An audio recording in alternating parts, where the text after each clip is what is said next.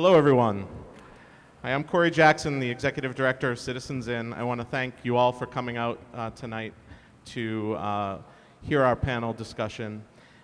We want to thank the Colton Buckley Foundation for really inspiring us to do this. And we hope to keep this going and make this an ongoing dialogue in the community and continue with these style events. So definitely watch out for the next one as well. We sat down with Todd one day, Gianna and I. Gianna Langis is from our office, she's right there. Rachel, Tina, Brienne's here from Haven from Hunger, so thank you for staff for being here. But we sat down with Todd and had a really incredible conversation for about an hour and a half. And what's stuck with us most after that conversation was how the community didn't really know how to react to their situation. And often what they felt was shame or judgment or not knowing how to start the conversation. So we hope that this will be a good way to have that conversation about how to have that conversation, how to be a supportive community when people are going through this. And we all know our community is going through this in a real way. So thank you for being here and being a part of this. We want to thank our sponsors for this evening, Leahy Medical Center Peabody and the Turigian Family YMCA. Can we get a round of applause for them for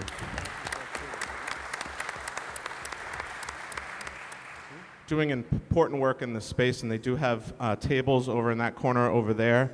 And we also have Prevention Works and Learn to Cope with us as well. So, and our table, Citizens In, to give you a little bit about what we do in the space as well. So definitely check out the resource tables after the event. And I think that's all from me. I'm going to introduce Barbara St. Pierre, who's going to be our moderator today. Barbara works with us at Citizens In as our clinical supervisor, a very important resource for us, and has worked with many of our families as well. And so we thank you for being here, and I thank the panelists for being here as well, and you'll get to meet them in just a second. So Barbara. Okay, thank you, Corey. Just testing. Can you hear okay? Hear me? Okay.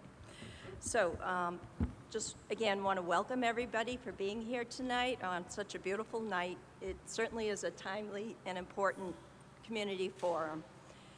As a resident of Peabody, I am thankful that we can begin these conversations about substance abuse and the effects on families. From these conversations, I really hope that individuals and families will be able to reach out and seek help and break through the secrecy that often masks addiction. According to the National Institute of Drug Abuse, they describe addiction as a chronic disease characterized by drug seeking and use that is compulsive or difficult to control despite harmful consequences. And when we're talking about drugs, it could be alcohol as well, alcohol or other drugs. Brain changes that occur over time with drug use challenge an addicted person's self-control and interfere with the ability to resist intense urges to take drugs. That is why drug addiction is also a relapsing disease. Relapse is the return to drug use after an attempt to stop, and relapse indicates the need for more or different treatments.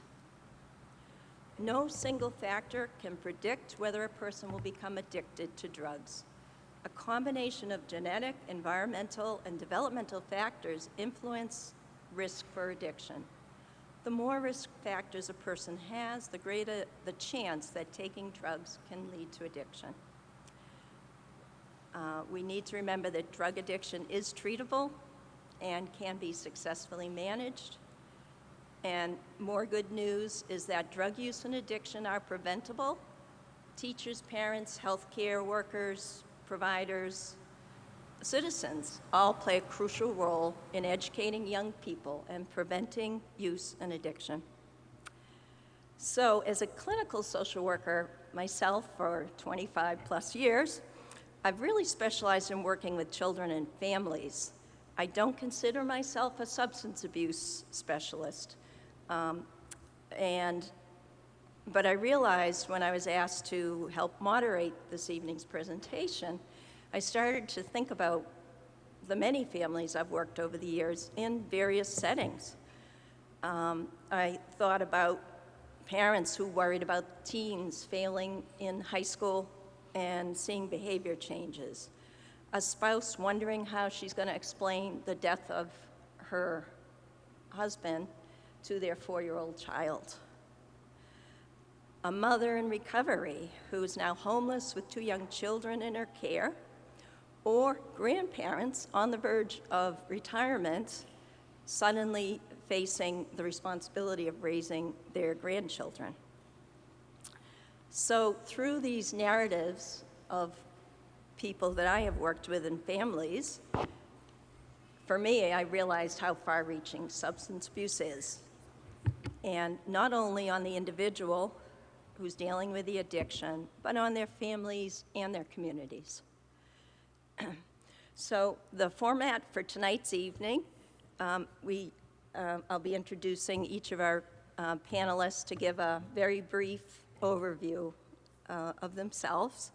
And then we have some selected topics that may really be some commonalities that I'll be posing questions to our panel. And then we will allow a few minutes at the end of the program that should be finished by 8 o'clock. So any questions that come out from the audience, please feel free. The other thing just to be aware is that myself and our panelists will gladly be available after the formal program to speak to anybody or, try to answer your questions.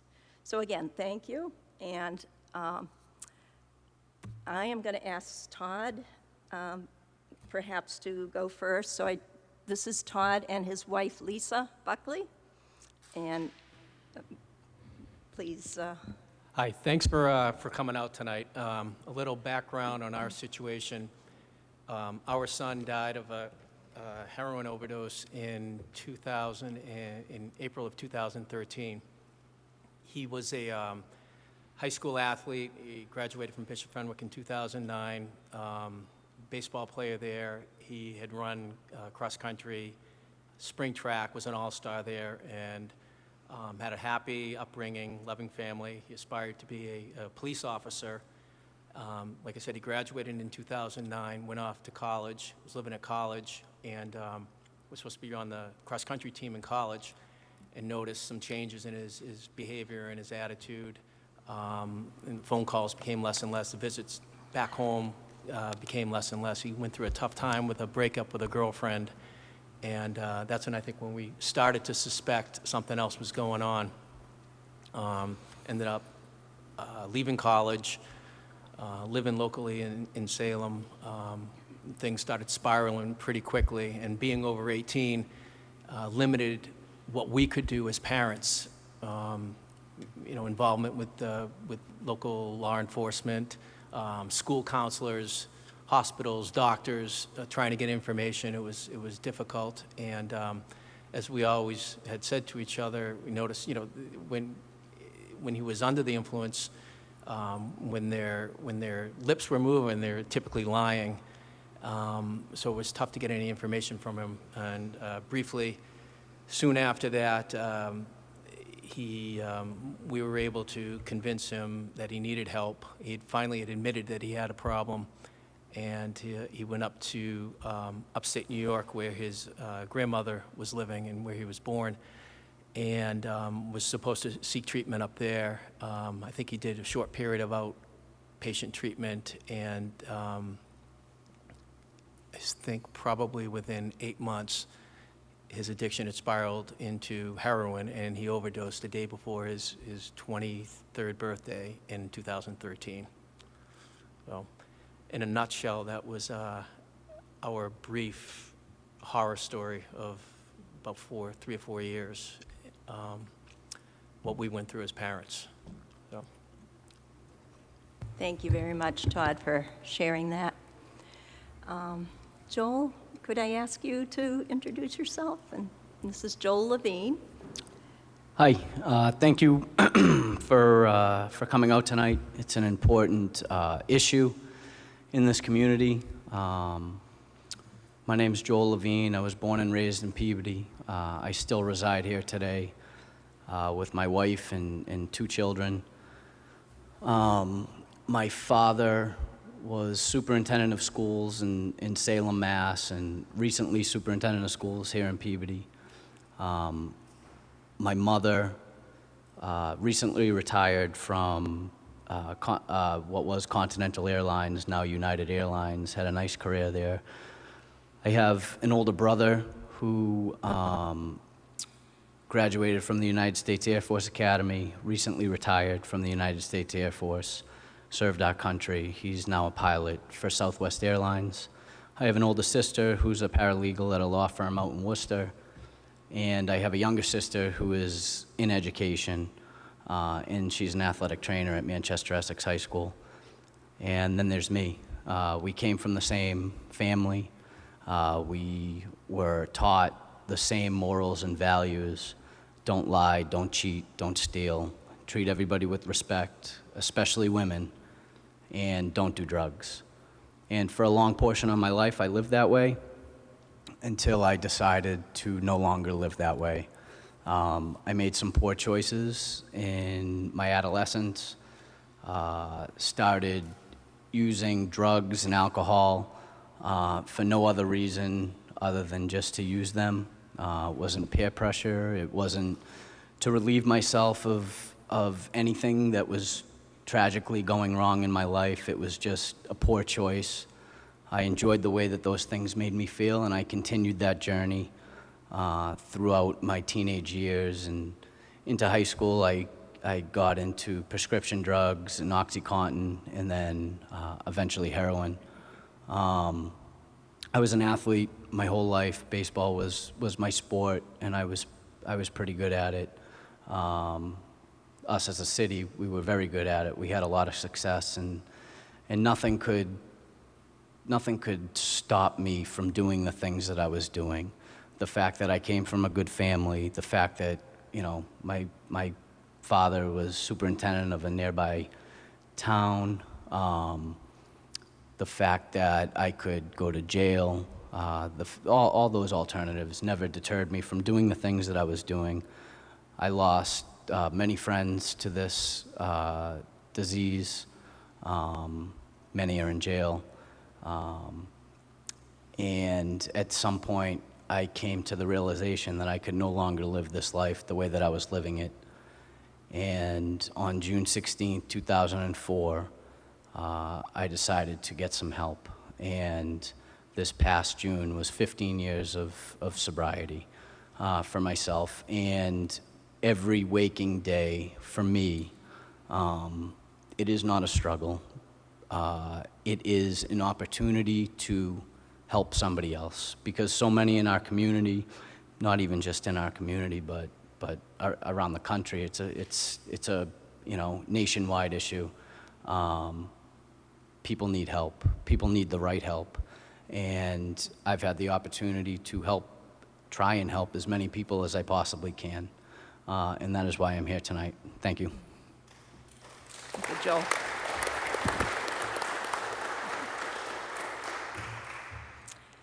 And now I'd like to introduce Deb Wilson. Thank you. My husband, Carl, and I lost our 21-year-old daughter, Bianca, in August of 2015, so we're coming up on her 4th year anniversary. Bianca had many years of struggling. She started out with mental illness that, for us, came on full force when she was 13 and had many psychiatric hospitalizations. And then she ended up in the Department of Mental Health in a group residential treatment facility at the age of 14, where she stabilized for about 4 years. She did some alcohol, some marijuana, ran away a few times. Those episodes we thought were brief. We were somewhat relieved when it was just alcohol and she came back each time. If I had to pinpoint one event that probably triggered and propelled her into addiction, it was when she was in one of her group residential treatment homes that was beginning to transition her from being under 24/7 guard, so to speak, to becoming more independent. So it wasn't a locked facility by any means, and she walked off one evening into a car with a friend that she met on Facebook, but it wasn't a friend. It was a girl that she knew just anecdotally on social media, and thought she was going to a party, and she ended up being brought to a house where her cell phone and shoes were taken from her. She was raped at gunpoint and held as a hostage in this apartment for 3 days without food or water. She drank from a faucet, and she was drugged and raped repeatedly over that period of time by a stream of men that came into her room. She was able to escape and had a breakdown shortly thereafter and went into an all-girls residential treatment facility that was different from the one that she walked away from. But at the age of 18, she wanted to be done with group residential treatment facilities, and as an adult, she signed herself out of all services and came home to us. We were not prepared. We thought, oh good, she's home, we can do this. She had a boyfriend, and we were relieved because he came from a nice family, he was a nice young man. But what we didn't realize was that he was a well-established heroin addict, and so he began feeding her heroin, and she began to steal jewelry, electronics. She was bringing a stream of belongings into our house. I'd never seen this sort of behavior before. She was very volatile, threatening, and abusive, and we were trying to get her now services as an adult. It was actually when she stole my Target credit card and we were involved with the police that the detective first alerted us to the possibility that she might be doing drugs and that this stealing was an effort to support her habit. And I was incredulous. I was in denial. I didn't believe it, but in my heart I knew that perhaps there was a grain of truth to that. So Bianca struggled for many years. We eventually kicked her out of the house when her behavior became so outrageous and we weren't safe, and I never felt that I was safe in my home. And she was homeless. She had some apartments. She was trying to do the right thing. She was saying the right thing, but she couldn't do it on her own. And meanwhile, we were trying to get her on services as an adult, but we had no authority because she was over the age of 18. So we had to start over from the beginning to try to get her access to services. So she ended up overdosing several times in the summer of 2015. Each time she was successfully revived with Narcan. At one point at North Shore Medical Center, they rubbed her chest raw. She had a scab the size of 2 half silver dollars on her sternum and had received 7 doses of naloxone to revive her, and she was discharged with a paper in her hand and a list of Narcotics Anonymous meetings for her to attend. We were never notified. It all came to a head one day. We'd had a family party. We had a great time. She wanted to get clean. She was trying really hard. She was saying all the right things, and then she overdosed. The night she overdosed, there was a call placed from her apartment. The police went there, but there was no one that responded to the door. And we believe that that was the point at which she passed, and we found her the next day. So. Thank you, Deb, and thank you to each of you for being able to share your stories here tonight. I think it's very important for us as a community. So with that, I do have some prepared questions. I'm going to put them out there, and whoever wishes to respond, please do so.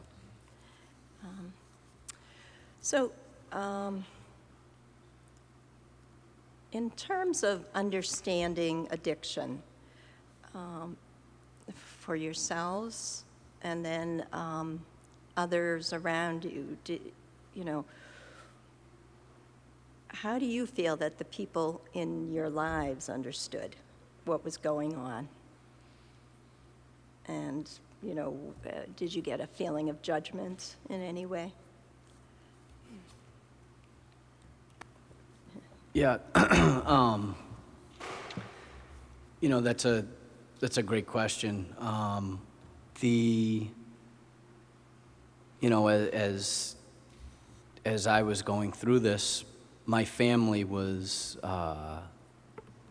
in denial at first, and then, you know, they were angry. But then it came to a point where they were nothing but supportive, and they wanted to do whatever it was that they could to help me out. But unfortunately for them, and unfortunately for most people, nobody really knows what that answer is. You know, the fact that they didn't have the information necessary at that point to make any sort of decision on what was going to happen with me or how to help me, led to, you know, them not wanting to be judged by outsiders that their son was going through, you know, drug addiction. And you got to remember, this is in the early 2000s when, you know, this wasn't quite out there yet. People kind of swept this under the rug and were ashamed and didn't want to notify people outside of their circle that these things were going on in your home. When it comes to what can families do to rectify that issue, there's not much. It's something that you have to come to terms with yourself, whether or not you're going to let other people into your lives and let other people into your homes to help you out, because quite frankly, you don't have the right answers. If my parents had the right answers, I'm sure that they would have acted on that, but they did not know. And inevitably, it came down to me getting the right help and making that decision on my own, because that's kind of the only thing that that will eventually work. You can push them to that point, and you can make their lives difficult. You know, after the age of 18, you only have a few things that you can really do. But I had started when I was 17, 16 even, and there were a number of things that they could have done that they just didn't know that they could have done. And personally, you know, they could have taken away my cell phone, taken away my rights to go out. They could have, you know, implemented some plan to keep me somewhere, and they did none of it because they didn't know, and even if they knew, they didn't really want to know, you know? Mm-hmm. Thank you. I think there's a sense of denial as a parent, and some of it's generational. I know that my parents, Bianca's grandparents, my father, her grandfather, never talked about her addiction, sometimes didn't even mention her name for years. And my mother kept saying that she was a naughty girl, and was very angry at the way she saw her treating us, and me in particular. But I think as a parent, there's a sense of, this can't be happening. There's a bit of denial. Maybe we were trying to keep up appearances because we were holding together jobs and careers, and we were trying to keep our other children stable while they were reacting as well. I also think as parents too, you're so fearful and you don't want to be judged of the actions of what your children are doing. And then if you have other kids involved in the community, nieces, nephews, and everything else, you're afraid for them too. And as parents, you're so concerned of what's going on with this child. Again, there's going to be periods where you're in complete denial. You're going to think you're crazy. Like, are we missing, you know, are we totally off on this? Because with our son, he wasn't living under our roof. And when he would come and visit, if you questioned anything, it would be deny, and out the door, you know, going back to school type thing. But with in the community and everything else, I don't think as parents you have time or the energy to try to explain everything to everyone else too. You're trying to hold everything together in your small circle yourself, and to try to explain or think you're making excuses for his behavior to other people, you don't have time for that, you know?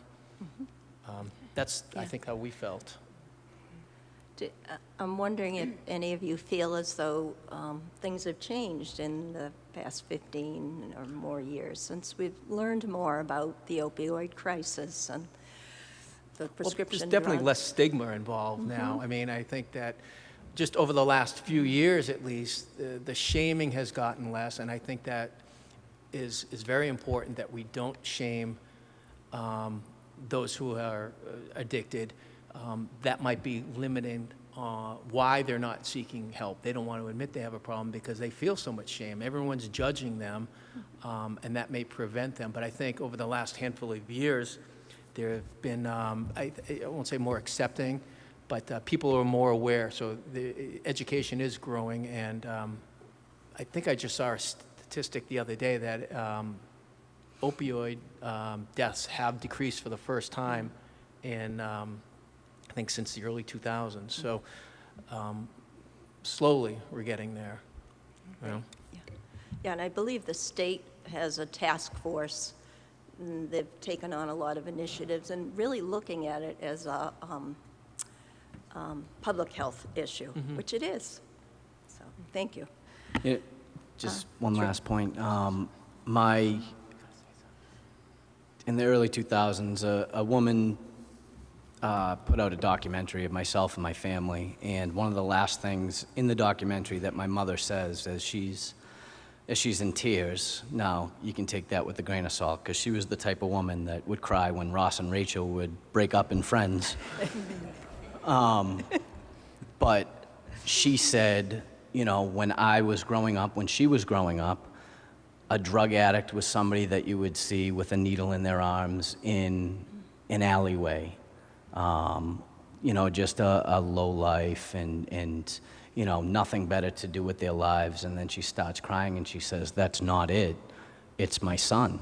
You know, my son is a drug addict who's not in an alleyway, who's from West Peabody, whose parents are affluent, have good jobs, good families, well known in the public. So yeah, I think most definitely things have changed since then. Great. Okay, thank you. And I think you have all spoken a little bit about this next subject, finding or maintaining normalcy and predictability. You know, as we know, we talk about being trauma-informed in the mental health world, and that's one of the key factors is having predictability and safety. So could any of you speak to, were you able to maintain that normalcy in your lives during this time? And if so, how? I think our situation was a little unique because he wasn't living with us at the time. And if any understanding I think that we had was it wasn't safe, and I think through everything, he understood that it wasn't safe for him to even be in our house. We had, at the time, a 12-year-old daughter and, 4, 5-year-old twin girls, too. And it just wasn't going to be a safe environment. We tried the best we could to hold our little unit together.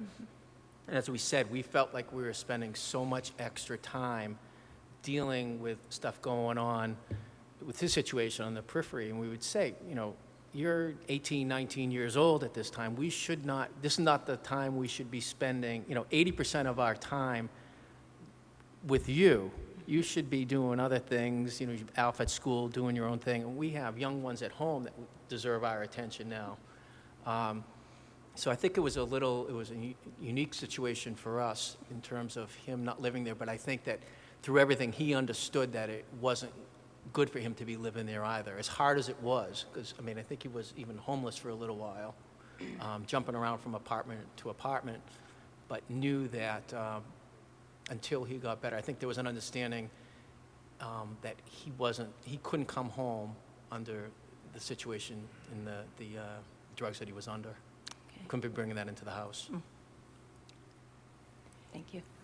We tried to put up appearances and be normal for the sake of our children. I think some of the support that we got was from close friends. We did lose some friends over Bianca's behavior and her addiction. We found our church was always a supportive place where our friends there knew what we were going through, although we didn't give all of the gory details to everyone. But years later, many people were surprised when, after Bianca's passing, I wrote a book, and the details of her struggles and her drug use and her behaviors were on the pages of that book, and so many people said, we had no idea.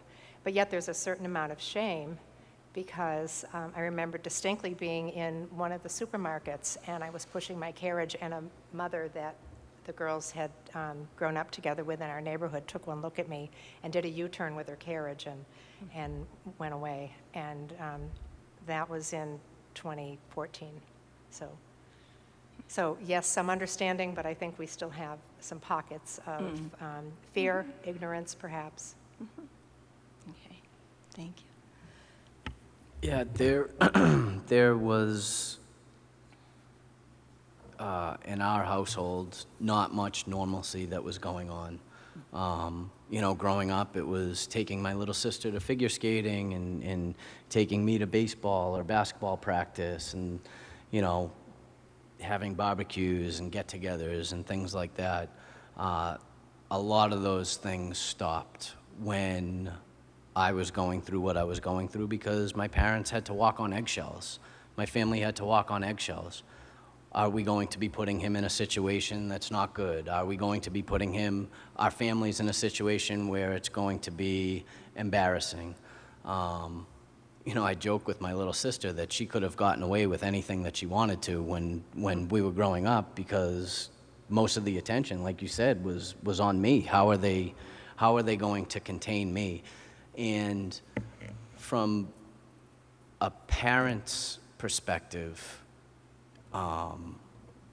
it's so difficult to relinquish the control, to try and control what your son or daughter or loved one is doing, because you just want the best for them. You want them to do well. You want them to do right. You want them to be safe. You want them to be healthy. But the fact of the matter is that you can't control what we're doing. And to be honest with you, we don't care who we're hurting when we're going through that.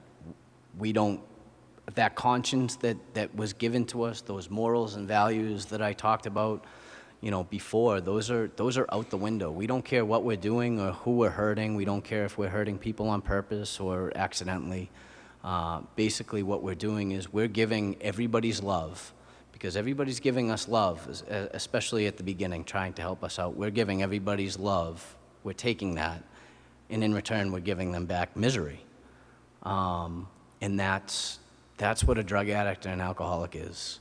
And you mentioned at the beginning the old adage that, how do you know a drug addict is lying? Their lips are moving. That's nothing that came out during that period of time. Nothing that came out of my mouth was the truth. It could have been a very simple question. What did you have for breakfast? Cereal. But I really had toast. Just a total defiance of the truth is the way that I live my life. And, it's difficult for the family members. And I mentioned it to you. It's much more difficult being a family member or a parent of somebody going through addiction than it is for that person themselves. We used to say that the Colton that we knew doesn't exist anymore. That was almost a little a cushion for us, or it would help us get through what we were doing, because we would compare some of his behaviors and some of his activities and the things he was saying and the things that he was doing, and say, how can this kid that we knew that was raised in a loving family do some of the things that he's doing? And for us to get through that, we would say, it's a different person. He is not the same person, and it would insulate us a little bit. And I think it would help us just to be able to cope with some of his behaviors. But as parents, I think that's how we tended to get through it. We'd say that person, we can't compare his behavior to what his behaviors were prior to his addiction. He's a different person. And it helped us get through it, actually. Okay. Thank you. So for each of you, where was the cutoff point? Or, when had you reached your limit with the addiction? When did you know that this was it? I never saw it coming until it was there. Yeah. And I didn't know that I'd reached my limit. My boundary had been violated so many times with threats of harm to me, illegal drug activity in our house with strange people brought through the door at all hours of the day and night. And it wasn't until she put my son in harm's way. And at that point, the curtain came down. He was in the Army and was heading back to active duty in a war zone. And he had a cell phone with his contact information for his commander on the cell phone. And she took it. And she would sell cell phones, and use them and hawk them for the money for drugs. And he had no way to get back on base to contact his commander, and he was hysterical, and he was also very angry. So we had to get him to the airport and calm him down, and it was a very difficult goodbye. I gave him my cell phone. It didn't have international service. And on the ride home, I called my husband, and I said, I'm done. She's not coming here. And he agreed. I called the locksmith. The locks were changed within an hour, and she never protested. So it was there, but it came suddenly without warning. I had a question. As a child going through it, now, would that have mattered? Would that have, like, any alarms go off with you? Like, okay, this is it. Locks changed. I'm out. Is it a point of acceptance? Like, I'm okay now. I gotta do something, or what's my next plan of attack? Like, what am I gonna do next? Sure. You know? Yeah, that's, it's different for everybody, Drug addicts are like snowflakes, nobody's the same, and nobody gets to their breaking point at the same point in time of their using, and that would have, that would have affected me for sure. But it depends where I was in my addiction. I could have very well have said, all right, I'm not welcome here anymore. I'm gonna take my stuff and go do what I know how to do, which is lie, cheat, and steal, and get by. Or I could have taken a different route. And, that's a good question. When did you come to your breaking point? And I know it's a different answer from me versus what it is, what it means to them. Because I'm sure you get to your breaking point with people like myself much sooner than I got to my breaking point. With, kind of, all right, this is affecting my life, this is affecting my other children. Kind of need to, and it's a difficult point to get to, for sure. I can't even imagine. But for me, it was very simple. I had tried different programs. I had tried, a number of different ways to get better. Whether or not I gave those a fair shake remains to be seen. But I had failed out of Endicott College. Politely asked me to leave their school. So I did, and that's when I went into my first treatment after my first semester of college. And I came home and I started using again, and then my parents had me live with my grandparents in Florida, which is, you think it's Florida, it's great. I'm with my grandparents who don't drive over 45 miles per hour, and it was a disaster as a 19-year-old kid. But as soon as I got home from there, I got high, and I was hiding my addiction as best I could. But they knew, they just didn't want to know the things that I was doing. But I had re-enrolled at Salem State, and I was taking summer courses, and I came home one night. And as soon as I came home, my father turned off the television, And whenever he turns off the TV, something's going to be spoken about of some sort of importance because that man likes his TV. And he said, you know, your mother and I know what you're doing. We know what you're going through. We know this, that, and they knew things that I couldn't believe that they had known. And I broke down. And I broke down to a point where I actually started to cry. And which was big for me because I had shown no sort of remorse or emotion in anything in my life for so long. And I said, Dad, this is so hard. This is the hardest thing I've ever done in my life. And that was June 15th of 2004. And that I checked myself into a detox that night. It was just something that came over me. I cannot live my life like this anymore. You know, I went from a happy-go-lucky person with a decent personality and you know, stunning looks to to this person that I couldn't really even look at anymore. And you know, I would go to bed. I would wake up in the morning, you know, upset that I was alive. And that's how bad I was hurting. And that's no place for anybody to be. And thankfully, I got the right help soon thereafter. Thank you. So again, as we know, families are multi-generational. Again, I think you've spoken to this, but I will ask the question, how did substance abuse affect other family members, both younger and older generations? And secondly, the impact on extended family, friends, neighbors, your circles.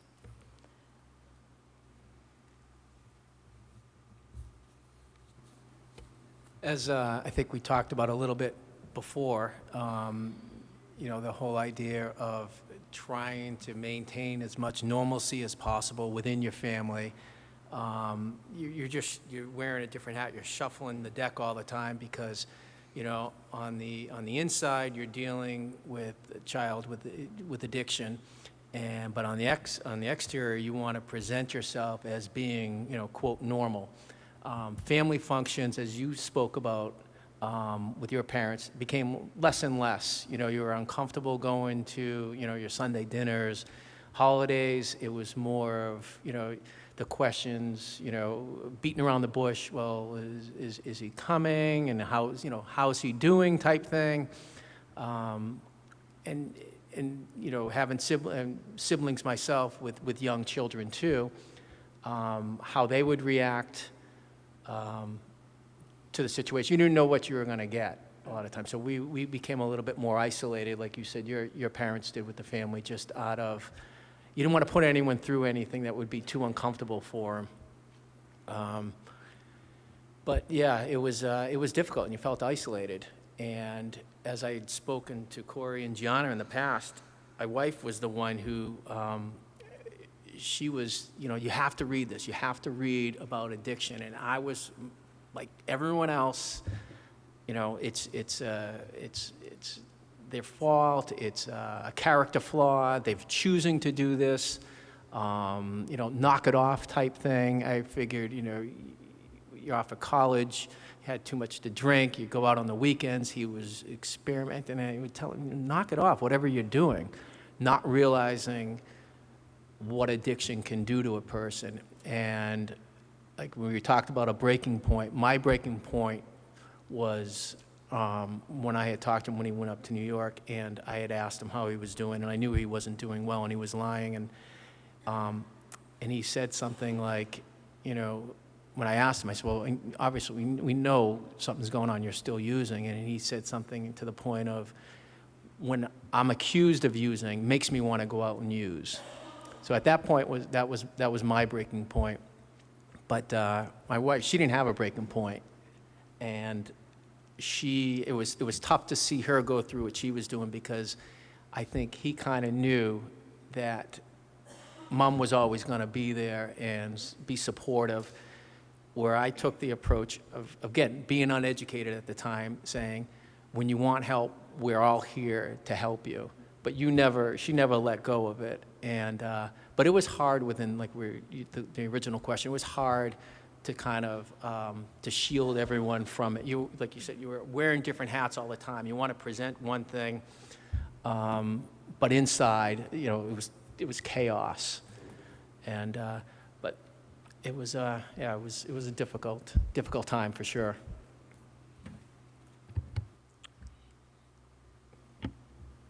I think the danger in a marriage is that you're going to break apart, because if you have different values on how you're going to parent, the stress of appearing normal, continuing on with the day-to-day operations. We were focused on keeping our family stable, stabilizing our boys, and keeping up with all the demands of running a busy household with teenagers. And we made an agreement early on in Bianca's addiction that whatever parent felt more strongly about an issue than the other, we would go with that decision by that parent. And there were a lot of conversations, there were a lot of disagreements, but we presented a united front to Bianca in the parenting, although I think I was the bad cop probably more often than my husband. He was very soft. She was, daddy's little girl.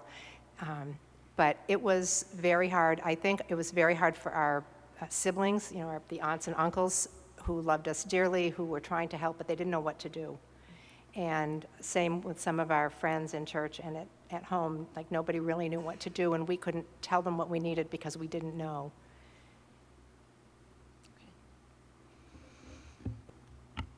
The big book of Alcoholics Anonymous says it engulfs all whose lives touch the sufferers. And as somebody going through addiction, you tell yourself your decisions are only affecting you. They're not affecting anybody else. But then you see the house come down, upon everybody. And then it really resonates, going to family functions with uncles putting their arm around you. How you doing? The answer I'm giving you is not the truth. Oh, I'm doing great. Things are great. Yeah, I feel good. Feel good. I feel good because I just got high. That's why I feel good. Nowadays it's people see me who I haven't seen for a while. How's your wife? How are your children? Nobody's asking me how I'm doing because I'm demonstrating in my life that I'm well, and I've been well for a while now. That's not a concern anymore. When people are asking me how I'm doing, it's how's work? How are your kids? How's your wife? Before it's everybody's asking me, how you doing? How you feeling? Everything okay? On the inside, no, everything is not okay. But I'm going to tell you it is, because that's what people hope to hear, want to hear, and want to believe. But that's not the case, and it's not the case for people in the parental in the parental situation. That's not the case. I'm sure that they said we're doing okay, we're holding it together, when in reality they're hurting. Really, really badly. And, it's, I said it before, it's much more difficult for the families. Much more difficult for the families, because eventually the people, hopefully the people going through the addiction can get the help and get better. And then the parents and the families are just sitting there like this whirlwind just happened. It's just so frustrating as a parent, because as parents, we're supposed to fix everything. And, you can't fix it.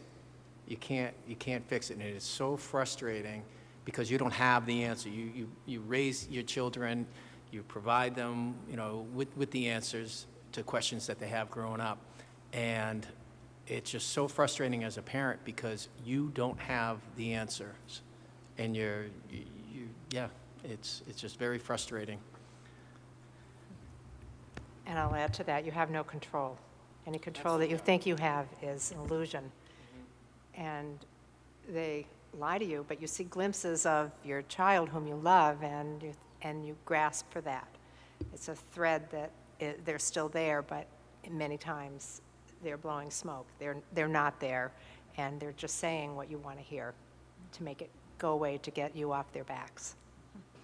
Yeah, frothy emotional appeal seldom suffices. So my parents telling me what a good kid I am and why am I doing these things? You're such a good kid. Like you stated before, they're not your kid anymore. They're not the kid that you grew up raising. They've made a change in their lives. They've made not a decision, but it's no longer. There comes a time, at the beginning for a drug addict and an alcoholic, it's a choice. I'm choosing to do the things that I'm doing because I like the way that it makes me feel, or whatever the answer is. But and I think people are starting to realize you're not the same person. Your brain has been hijacked. Absolutely. And you're not in control at all. No, it's at one point it's a choice, and then you wake up one day where it's I'm not choosing to go and get high. It's just my mission. It's what I have to do. I have, drug addiction, alcoholism, any illness really is basically, for me, it's a circle and it's a cycle. And what I suffer from when I'm going through it is I suffer from a body that can't stop getting high, in a mind that can't remember that my body can't stop getting high. So we suffer from two things. We suffer from a mental obsession in the mind, and we suffer from this physical craving, this what they call a phenomenon of craving, where I put one. If anybody has any allergies to penicillin or something like that, when you take penicillin, you break out into a rash. When I take a drink or a drug, I break out into more and more and more. And that stays with me my entire life. That I'm sitting here right now. That is with me 15 years later. If I pick up a drink or a drug today, right now, I am going to be right back where I was 15 years ago. But thankfully, we can be, there's a solution to our mental problem, the problem in our mind, the obsession. Whereas you may say to yourself, and you probably said to your as parents, I get out of treatment, I put maybe 2 or 3 months together, things seem to be going okay, and then, boom, your son or daughter goes and gets high. Why? Why do they do that? Things are looking up. They just got a job, they're no longer in danger of going to jail, their health is back, they look better, they've gained weight, their complexion's back, they have their friends back, they have their families back, and then we go and get high. Why is that? It's because my mind can't remember what I just went through. I have this obsession that says when it comes into my mind, go and get high, I act on it. And you take the old school scales that that people used to have in school, where you have your family, whether or not you're going to jail, your job, your children, whatever it is, and then I have heroin. This outweighs this every single time. And most of the time, I don't even think about the consequences of my decisions. I just act on it. But with getting the right help, that mental obsession does not come. And therefore, I don't have to worry about the physical compulsion of taking another drink and going through that entire phase. I'm going to shift a little bit to more of a legal issue that comes up, and we chatted a little bit before the panel about guardianship. So many of you probably know at the age of 18, adolescents are considered adults legally under the law. Families or other concerned parties can seek a legal guardianship through the court, which is a major consideration and step. So I'm just wondering if that came up for discussion for any of you and your families? And if you did seek guardianship, or if not, why not? It came up for us when one of Bianca's arrests, the police mentioned to us that they saw heroin, they saw track marks on her arm, and suggested at that time that we pursue guardianship. When she turned 18, she walked out of her residential treatment program and off of Department of Mental Health Services. So we were trying to get her back with those services, but it was very difficult because as an adult, she had to authorize us to have access to all of her records, and she wasn't in a position to do that, being high and addicted so much of the time. And we thought about it, but I was afraid of the responsibility because her behavior was so out of control that I didn't feel that I had the bandwidth, so to speak, to assume that responsibility. I was exhausted with everything that we were dealing with, and still trying to, manage the house and the career and the younger sibling. In retrospect, would it have made a difference? I don't know. I think there's always that component. If we had done this, would it have made a difference in the end? And that's the struggle because you don't always know.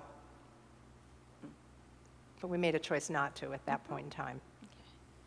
And the reality, again, people may or may not be aware, but myself as a clinician, treating a kid, in therapy on their 18th birthday, they become the person I need to talk to, and them only, unless they sign a consent that I can speak to their parents or their family. So for, again, the families, oftentimes I think they find themselves shut out from the helping system. They're not informed.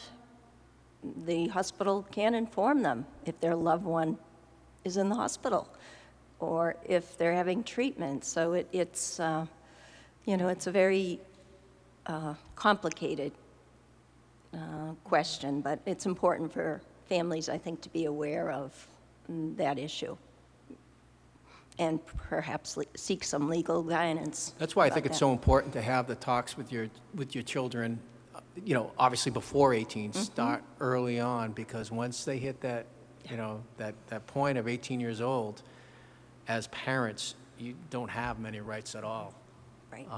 Same thing with what you were talking about, trying to get hospital records, records when he was at school, spoke to counselors there, they knew something was going on. We weren't allowed access to any of that.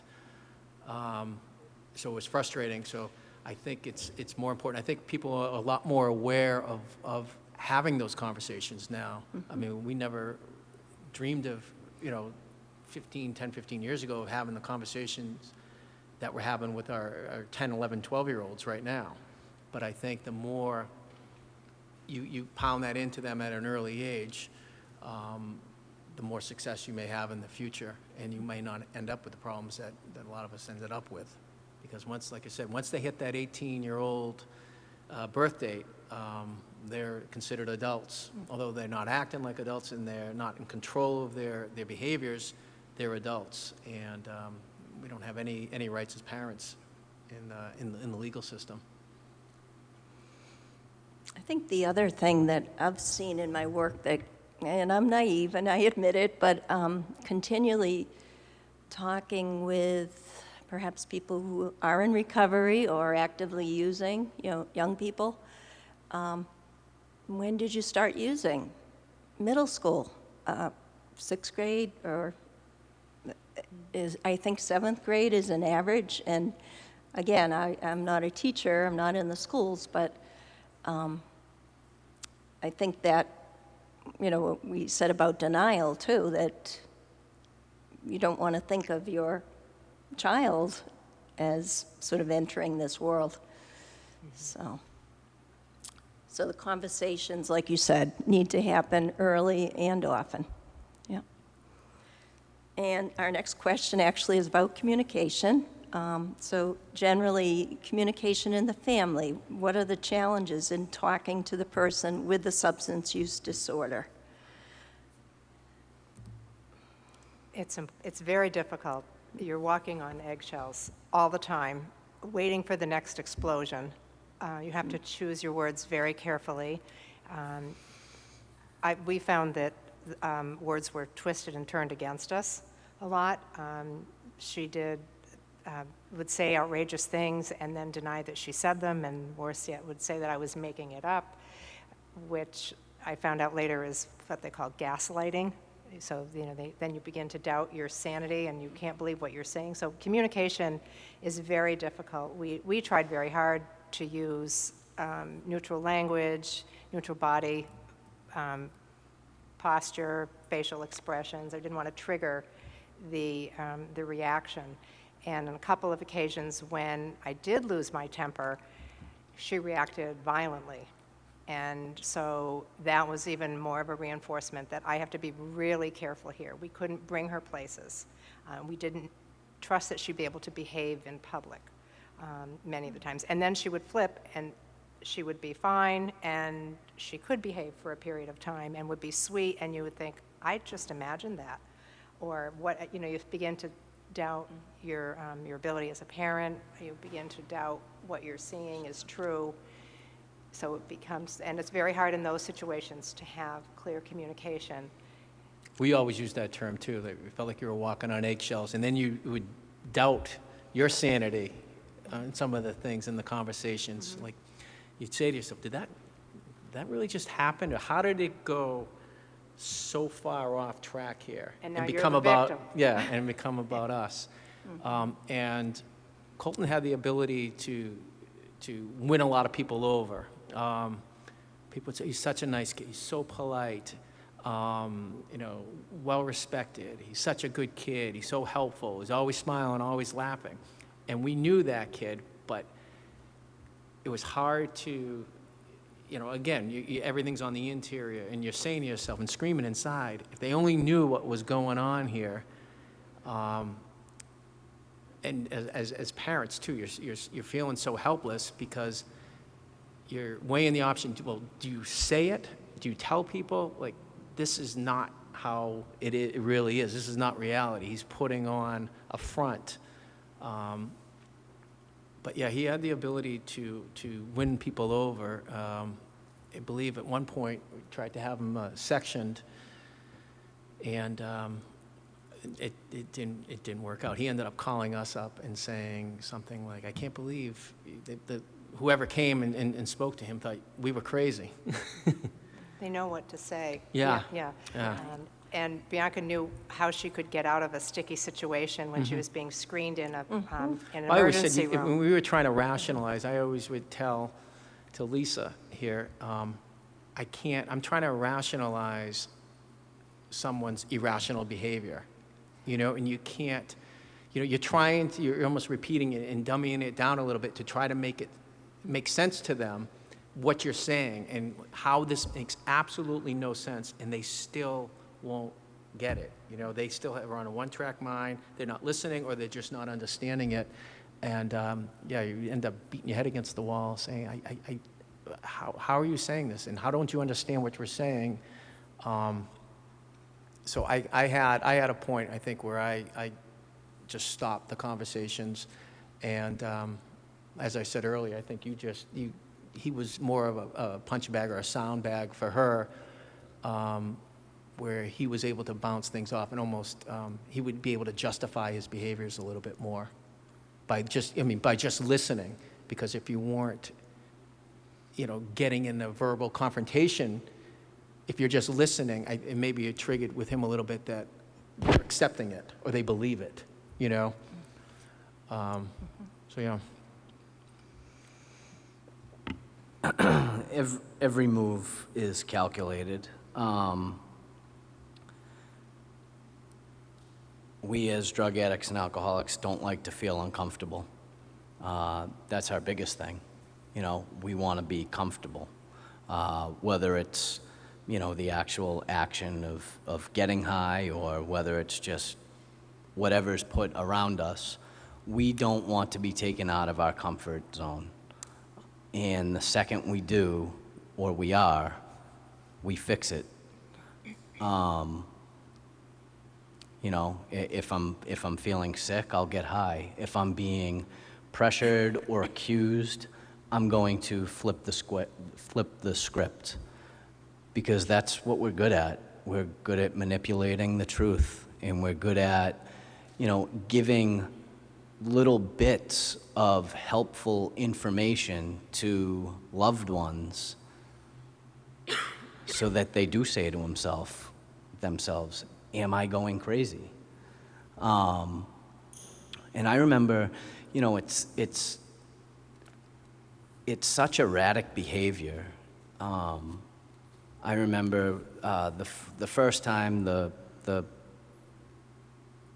local police contacted my father and said, you need to come in with Joel down to the station, and we had a big, long discussion about how I was doing things that I shouldn't be doing. You should have already been arrested by now. If you don't quit it, you're going to go to jail.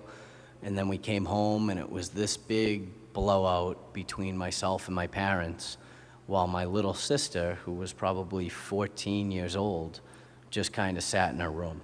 And I went from, you know, being uncomfortable and defending myself and flipping the script on my parents, you know, with that drug addict mentality, to then walking down the hall into my little sister's room and apologizing for what she had just heard and everything that had just gone on.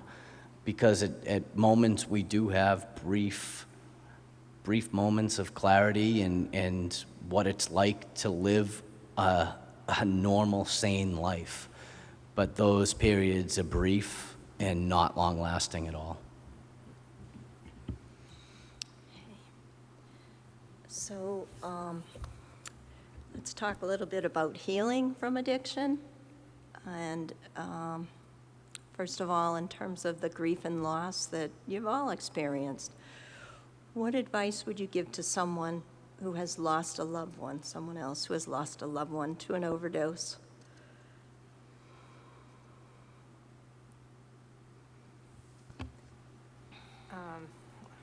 I'll take a stab at this. I think there are no words. The most important thing for us was people just showing up.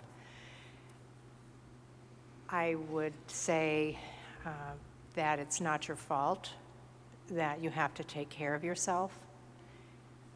It's easy to fall into the pit of grief and say, you know, what could we have done differently? What did I do wrong? And blame yourself. But I think my message would be just take really good care of yourself. Eat well, sleep, surround yourself with what makes you comforted. Okay, I don't even think I could answer it, because when you're going through that, you're not clear anyways. You just survive, you know? I think you have to think that, you know, constantly hearing it from friends, relatives, and other loved ones, it will get better. It will get better in time, and you don't believe it will, but you have to believe that things will get better. And it's so easy to fall into that deep pit. It's easy to go backwards, and you're going to have days where you're going to go backwards. And I think you can allow yourself to do that a little bit, but pick yourself up the next day and start doing small little things. But I think even doing stuff like this and trying to raise awareness, it's therapeutic for us too, to be up here and just speak about it. Yeah. thank you. And I feel for me, and maybe for us as a couple, it's a way to deeply honor everything that, you know, she went through, and to shed light on it and to name it, and hopefully erase some of the shame that's associated with it. And you've also done that through your book, correct? Yes. Do you want to just mention? I'll mention my book. I started writing as a way to cope with the grief, and I take the commuter rail into Boston. And any of you that know the commuter rail system, you can spend great great amount of time on the rail. So I started writing. I have a little mini tablet, and it took about 9 months, 10 months of just writing to get it all out, because I was carrying all of that, that grief, those memories, because I didn't want to put them down because I was afraid she would be erased with that if I didn't remember it. So when I finished writing my book, I looked at it and I said, this is a story and it's important to share it, even though it's sort of ripping the Band-Aid off and exposing everything we went through and that she endured. But it was also very therapeutic. And after my book was published in April of last year, I had two camps of people that would approach me. One were people that I knew and loved, and they said, we had no idea you were going through this. We didn't know it was this bad. How did you do it? We're so sorry. And the other group that was even more surprising to me were the people that said, thank you for writing it. This was us too. It was Me Too. And it came out about the same time as the Me Too movement last year. And that was the group that floored me and really surprised me, because it wasn't I didn't know what I was trying to accomplish when I wrote the book. It was really to help people, but I didn't know how that would help. And so I'm glad that I did it. I think, too, it helps for society, or for your neighbors, friends, friends of your kids, the parents and everything, to make sure that they're educated too. Someone who's going through a hard time, rather than shame them, as you said, when you're in the grocery store, turn the other way and leave. I mean, people feel that. Find it in your heart to even just give them a smile, a wave, a hello, and let them know that you care. I think that's very helpful and therapeutic also. And you and Lisa have started a foundation. Yeah, Right, we in have a Colton's- foundation. We do a local road race in the fall every year in his memory, and involve the community too. So that's therapeutic too. Right. Thank you. So that really comes to our final question in terms of, is there anything else you want to say to the community about healing, ways to be supportive, and how can we here tonight continue these conversations and continue to be supportive to families going through I would this? just say, have the conversations with your family. The conversations are going to save lives. You plant the seed, and hopefully the seed will grow. Thank you. I agree with that. I also think that having forums such as these, where there's an opportunity to get the message out to the community and have that spread, so that we can remove the shame of addiction, the shame of loving someone who has a substance use disorder.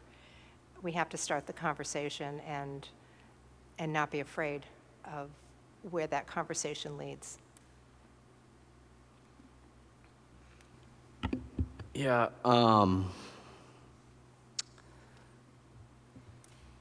when I first got sober in 2004, there wasn't much spoken about when it came to the opiate epidemic that was going on in the North Shore. And I had the opportunity to be in a Sports Illustrated article. Every athlete grows up wanting to be in Sports Illustrated. That was my dream. Just so happens I was in Sports Illustrated because I was a drug addict, but it is what it is. I got there. Anyway, and the reason why I participated in the article with, of course, permission from my family, because there was going to be some stuff that happened afterwards, after this article came out. It was solely to get the message out that this is real. It's happening in our homes. It's happening in Peabody. It's happening in Swampscott. It's happening in Marblehead. It's happening places where people couldn't imagine it happening. And you know, after that article came out, my father, being the superintendent of schools in Salem, wanted to put on a forum, kind of like the one here tonight. And he asked me to speak at it. And I said, sure, whatever you want me to do, I'll do what I can do to try and help somebody out. And I asked him, how many people do you think will be there? He said, there could be 50, there could be 200. And I walked into Salem High School, the auditorium that night, in front of a crowd of 1,600 people, before I had ever spoken to anybody, even one-on-one, really, about this and tell my story. And that was the start of something very important that kind of shed the light on addiction in this illness. And then 15 years later, back then I didn't think it could get any worse. I thought it was impossible for the opiate crisis in this community to get any worse.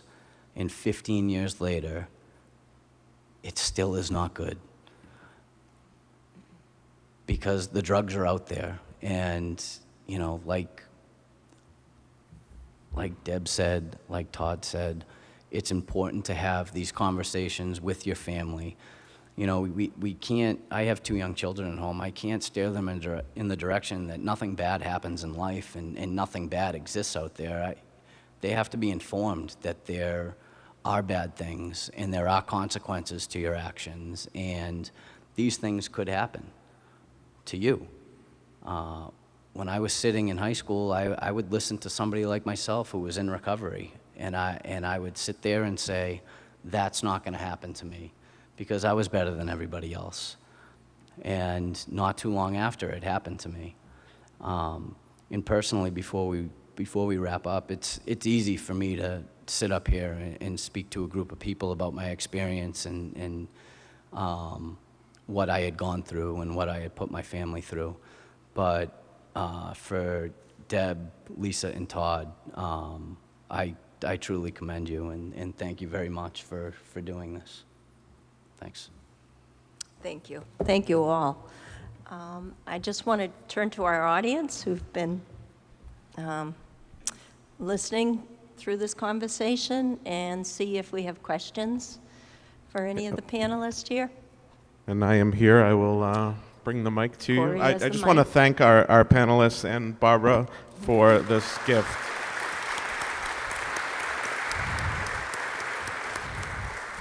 This is truly a gift to our community to be able to have this dialogue, and PAT has recorded it, and it will be, I'm sure there are many people watching right now, didn't want to be here in the room, but really needed this information, and a lot of people that will watch it once we promote it through their YouTube and all of that as well. So there will be a way to see all of this if you know people that would benefit from this. We'll post it on our Facebook page on Citizens In, but also PAT will have it available on their website.